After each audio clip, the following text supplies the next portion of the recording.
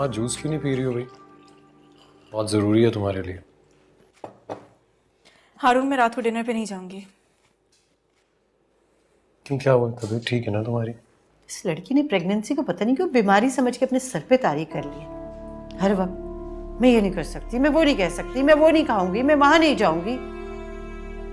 अम्मी, अगर भाभी नहीं जाना चाहती तो इनको फोर्स मत करें आप। अच्छा यार, क्या हो गया है आप लोगों को? सुबह सुबह नाश्ते की टेबल पे इतनी बहस। देखो, सुल्तान साहब ने हम सबको इनवाइट किया। अगर तुम नहीं जाओगी तो अच्छा तो नहीं लगेगा ना।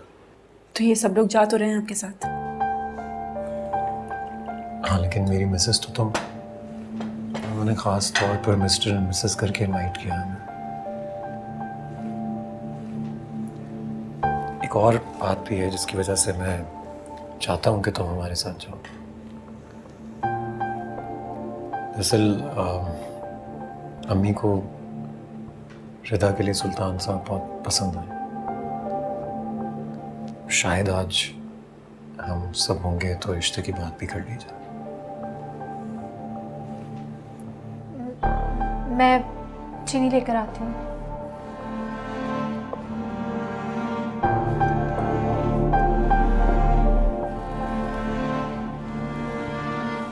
उन्होंने खुद आपसे ये कहा है या ये सिर्फ अम्मी की ख्वाहिश है?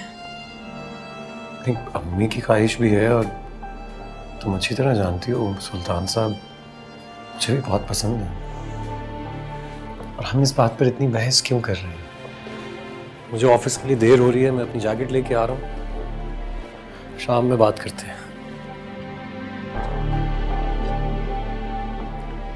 देखो बेटा, हारून बहैसियत भाई अपनी बहन के रिश्ते के लिए सुल्तान साहब से बात नहीं कर सकता। तुम भाभी हो, समझदार हो, तो क्यों ना इशारतन या बातों बातों में उन्हें तुम इस रिश्ते के लिए कायल कर लो।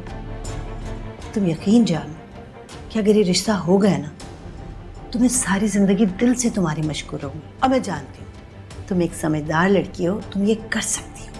अम्मी, बात सीधी सी ये है कि मैं तो इस रिश्ते के ही हक में नहीं हूँ। रिदा सिर्फ मेरी नंद नहीं, मेरी बहन है। और सुल्तान दुरानी जैसे बदनाम ज़माना शख्स के साथ मैं रिदा की शादी के बारे में सोच भी नहीं सकती। लो भाई, तुम्हारी बीवी ने तो साफ मना कर दिया जाने से। ये तो चाहती ही नहीं है कि मेरी बेटी की शादी हो। सुल्तान साहब से हमारे घरेलू ताल्लुकात अच्छे हो, इसको पसंद ही नहीं है ये बात। इसी वजह से इसने जाने से साफ इनकार कर दिया बहाना बना के। अम्मी, आप कैसी बातें कर रही हैं?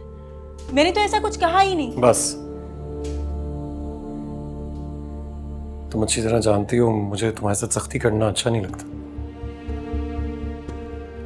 हम शाम में जा रहे हैं और हम सब जा रहे हैं। तुम प्लीज तैयार है?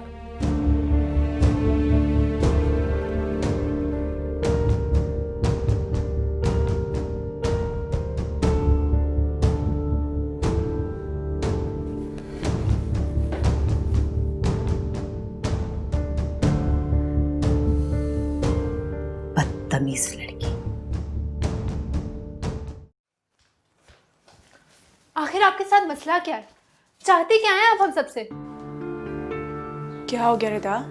ये सवाल मुझसे नहीं, अपने आप से पूछे। हो क्या गया है भाभी आपको?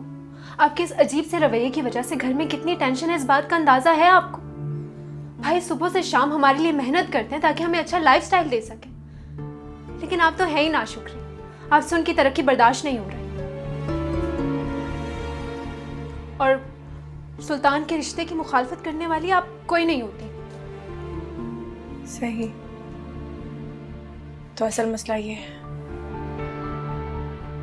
आखिर आप सुल्तान को इतना नापसंद क्यों करती हैं भाभी? और तुम सुल्तान के बारे में इतनी खुशफहम क्यों हो? उसने तुम्हें कहा है वो तुम्हें पसंद करता है?